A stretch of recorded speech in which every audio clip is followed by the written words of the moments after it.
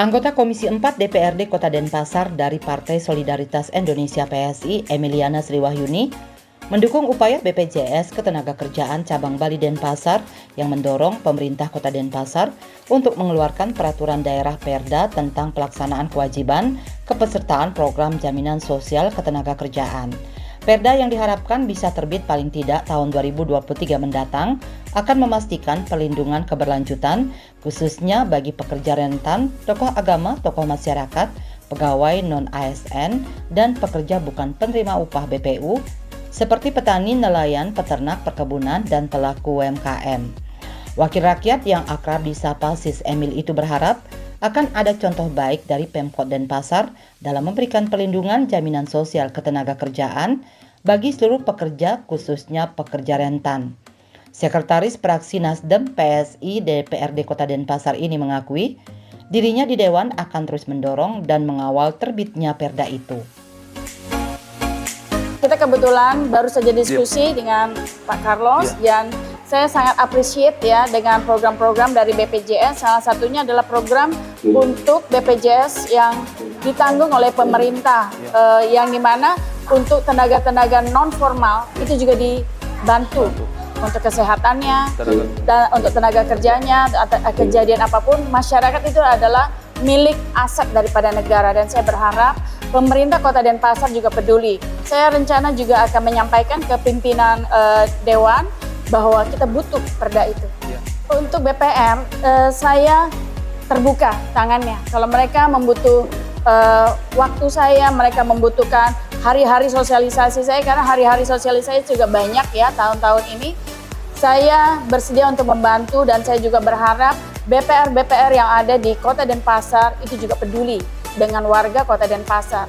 Dan harapan saya bukan hanya Sari Sedana, masih banyak BPR di Kota Denpasar yang boleh join dengan saya.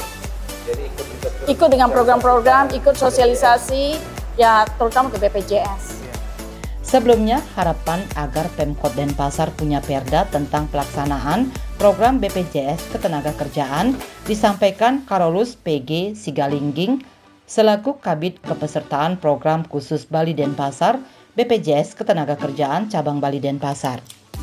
Ya, jadi tujuannya hari ini sangat baik karena kita melihat bahwa dengan ada dua BPJS Kesehatan dan BPJS Ketenagakerjaan ini harus tersampaikan sosialisasi dan masyarakat harus memahami kedua BPJS ini tugas fungsinya apa saja. Nah, tujuan hari ini untuk BPJS Ketenagakerjaan dengan didukung oleh Ibu Anggota Dewan, Ibu Emil, dan seluruh yang hadir hari ini, artinya kami mengharapkan bahwa lebih banyak lagi orang tahu terkait dengan manfaat program BPJS Ketenagakerjaan.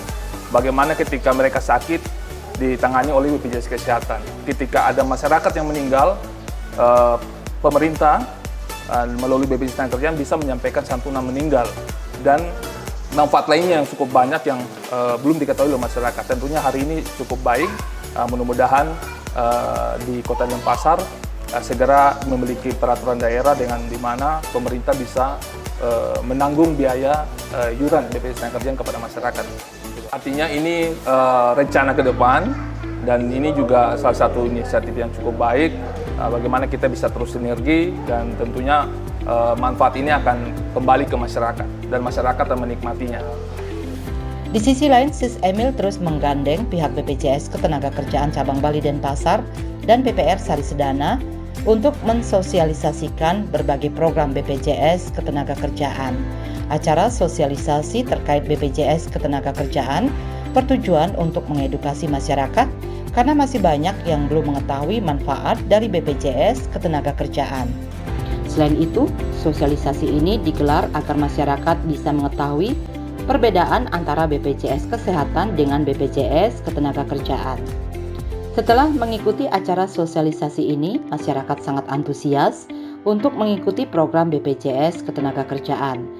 Acara sosialisasi ini menjadi momentum bagi pihak BPJS Ketenagakerjaan untuk menjawab keluhan-keluhan masyarakat di lapangan serta mensosialisasikan program-program mereka. Selain itu, ada informasi penting yang ternyata baru diketahui sebagian besar peserta sosialisasi, di mana kini pekerja mandiri seperti pedagang, nelayan, driver ojek online, petani, sopir, dan lain-lain dapat menjadi peserta BPJS Ketenagakerjaan bukan penerima upah dengan iuran mulai Rp16.800 per bulan, di mana masyarakat bisa menerima banyak manfaat berupa biaya perawatan dan pengobatan akibat kecelakaan kerja tanpa batasan biaya, santunan kematian akibat kecelakaan kerja minimal Rp70 juta. Ada juga santunan jaminan kematian Rp42 juta, bantuan beasiswa pendidikan 2 anak sampai kuliah maksimal Rp174 juta, serta bantuan pengganti upah selama tidak mampu bekerja. Sore hari ini saya bekerja sama dengan BPJS Ketenagakerjaan dan juga yang hadir adalah wanita Katolik Republik Indonesia dari Kota Denpasar. Karena hari ini saya ingin mensosialisasikan BPJS Ketenagakerjaan karena banyak sekali yang tidak tahu manfaat BPJS itu apa saja dan bedanya BPJS Ketenagakerjaan dan BPJS Kesehatan itu apa saja. Jadi sejak mereka setelah diberi pencerahan, mereka lebih mengerti dan mereka antusias untuk mengikuti BPJS Ketenagakerjaan.